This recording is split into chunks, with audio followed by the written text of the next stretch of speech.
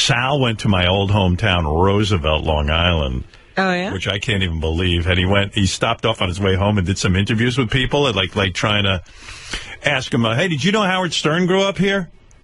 They don't even want to know about that. Nobody wanted you? The black folks in Roosevelt did not want to hear about it. Here, I'll play you some of the tape. Here's a couple of moments from Sal in my old hometown, Roosevelt. Can you name somebody famous from Roosevelt? Sure. I can't even pronounce his name. Play basketball. You got Eddie Murphy. Patrick Ewing. You got Flavor Flav. You got, Nat Turner, the porn star. He's from Roosevelt also. Julius Irving. Charlie Stapon. Julius Irving. Do you know where Howard Stern is from? Long Beach. Roosevelt. Don't know much about him. He's a wise ass. Yeah, no one was too thrilled. Wow. Yeah, Julius Irving was from Roosevelt. He didn't admit it for years. He used to say he was from Freeport, but he was from Roosevelt. Eddie Murphy, of course, Flavor Flav. Could you see yourself as one of those black kids beating the crap out of Howard in school? Nah, really, I would actually try to hang out with him, because if I knew he was going to be as big as he was now, I'd be trying to get all the skins I could, and I'd be hanging out with him definitely on that one. Yeah. My hometown. Well, his logic doesn't make any sense. Yeah, because how would he know that I was going to be famous? You know what I mean? Someone would have to go back in time and say, hey, that white douchebag over there is going to be famous one day, and you're going to get a lot of skins. Whatever that is. I guess it's money. Would have, definitely. What? Skins is chicks. Oh, chicks? Yeah, like skins, like naked skins. I never heard of that. Well, now you know. Would have teased him. I would have been one of those girls, yeah. I think because he was white in the nominally black neighborhood, they got beat up a lot. Yeah, in a way, all the stuff he be talking about people. Yeah, we all got beat up. Yeah, we all get. Yeah, everybody gets beat up. But I would say, being white or black, everybody has their racial tensions, so it happens, Everybody. If my parents lived in a white neighborhood, I wouldn't have had racial tensions. Everybody has their racial tensions. Everyone has their racial tensions. Not if you grow up in a safe community. I can't believe Sal was there. Would you sign a petition to get a statue of Howard Stern erected in Roosevelt? No. I wouldn't want people to know he's from Roosevelt. Oh. No. Like Roosevelt's some great place. So it's better to know that Flavor Flav is from Roosevelt than you. I wouldn't want people to know he's from Roosevelt. Why not? Would you sign a petition to get a statue of Howard Stern erected in Roosevelt? No. I wouldn't want people to know he's from Roosevelt. No. He ain't never done nothing for Roosevelt. Howard Stern's a clown. He is what he is, Why would anyone do anything for Roosevelt? It's hopeless. I don't think so, no. Because I don't think he would do anything for us. Do anything for you? Well, why do I have to do anything for you? Do something for yourself. Most definitely. That's got to be, because a lot of people don't know Howard Stern was from Roosevelt, and I almost forgot about it, and I can't forget about Howard Stern, Thank you, sir. There's one man. Yeah, him I'm going to get some skins for. How does it feel to know that Howard Stern himself may have stood in the same exact spot? Then maybe it's time for me to leave. I really don't give a damn. Howard, stay where you are. You don't need to come back to Roosevelt. We have enough problems in Roosevelt already. Well, I'll drink to that. I don't know. I don't give a damn. You don't care that he stood right here? No. Oh, it feels good. Smitty, you don't want a big statue of a white dude in the middle of the Roosevelt? God forbid. Hey, Sal, was it freaky when you were there or what? It's a pretty bad neighborhood, man. I grew up in Bayshore. You got me beat tenfold. Yeah, I know. Well, I got everyone beat. But for the most part, everybody was pretty nice, you know. We just went in front of a bodega. And bodega. I grew up in a neighborhood with a bodega. There's a guy who shows up with Italian shoes. He pulls out of his shoddy van. And you know that the lock that you use when a door doesn't work? It's just like that clip with the hook. Yeah. That's what he used to close the door in his van. So he comes out with these Italian shoes that are covered in raccoon fur. And he's trying to sell it to the Indian guy behind the counter. Oh. It was pretty wild. You mean there were actual stores in business? Yeah, somewhat. But they're all burned out, right? There was a laundromat next door, and the lady went inside the laundromat to smoke. And you can't tell anybody what the rules are. Oh, no. You will get so fucking beaten and shot. I swear to God, Howard, I had a nightmare that night. I really did. It was really, really scary. I had a nightmare every night. There was a great moment where we were in the meeting, and somebody came up with this idea, and Richard goes, well, we should go out and ask people if they want to get a statue erected in the town square. I go, town square? There's no fucking town square. The whole town is 1 square mile. There's no square anywhere. Howard, I know I said this before, but I grew up in the next town, which is not a great town. No. But that bridge to Southern State, if you went over that bridge, it was like Escape from New York. Like, if you went over that bridge, you were not going to get out with your bicycle or anything. Imagine going. Really? Yeah, no. Yeah. Oh, dear. Yeah, I had friends, their parents wouldn't let them visit me on their bicycles. My friend Lou would actually ride his bike over. He's crazy. Brave kid, brave. I remember I'd ride my bike to Baldwin, and it was like, oh, freedom, Baldwin. I was so jealous that he lived in Baldwin in a white neighborhood. In fact, there were ways to get to other parts of Long Island, and you could go through Roosevelt, and we would take the long way around. You know what I mean? You wouldn't go through Roosevelt. Yeah, no. I went through Roosevelt because I lived there. My house was there.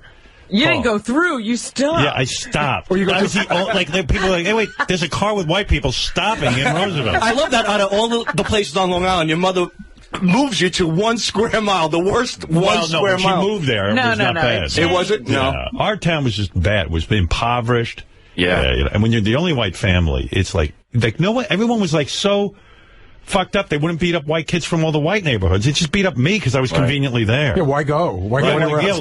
We got a white got one. Yeah, lucky me. I was that guy. The buses don't stop in the white neighborhoods. Hey, what's this bit that you're pitching at the writing meeting all the time? What? I mean, it's disgusting. Splooge. Oh, yeah. You should pitch that. You pitch it to Rob. Tell Robin what you want to do on the air. We have a writing meeting on Thursday, and Sal gets up and pitches as everyone does. He's been pitching this same thing over and over. Well, you know the TV show Splash? Yeah. Yes. And I came up with the idea called Splooge. And what it would be is that we would line up all the guys, like in bathroom stalls.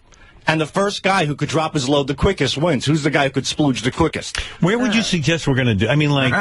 You know what happened? One day I was... Like, I'm going to go beat off with the rest of you guys and see who can come the fastest? Yeah.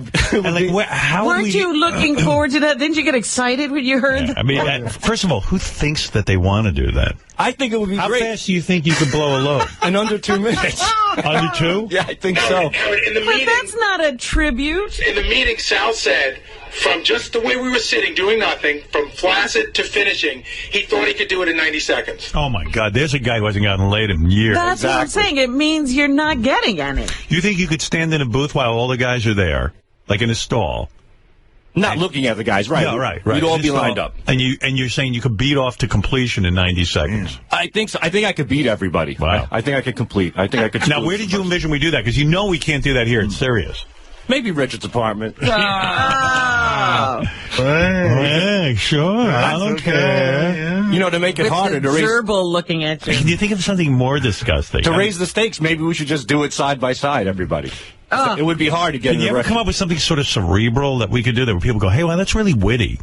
I've done that too, but you have to think outside the box. You certainly do. Yeah. And did you see Teresa Caputo was on Dr. Oz? Oh, dude, he's hung up on the Long Island Medium. Yeah. After that girl, Sylvia Brown, who's one of the most famous psychics, because that fucking moron Montel Williams would have her on all the time. And people would assume that because Montel's having her on that she knows something. Right. Did you not hear that tape that we posted on Mildred? Yes.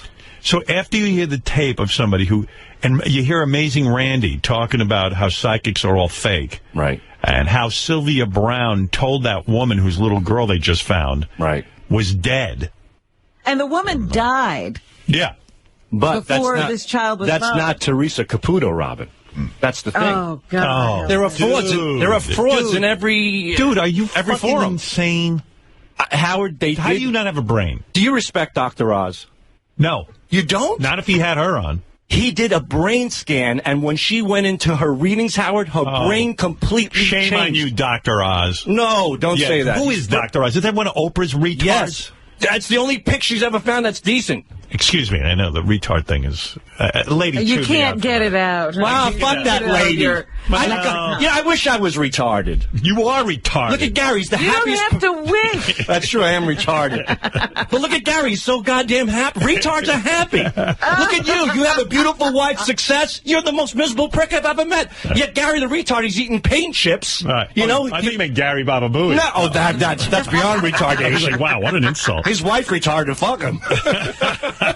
But retard is a good thing. We should embrace it. It's great to go through life with no, I know. That affliction. No, it's not, but, you know, there are some good things right, to good. it. And it's a slang term. Everybody needs to chill the fuck out. All right. And you calm down. Dr. Oz did measure her brainwaves, Howard, and they dramatically, scientifically I got to play Robin that tape. Hey, JD, where are those tapes with that psychic stuff and Amazing Randy and that whole deal?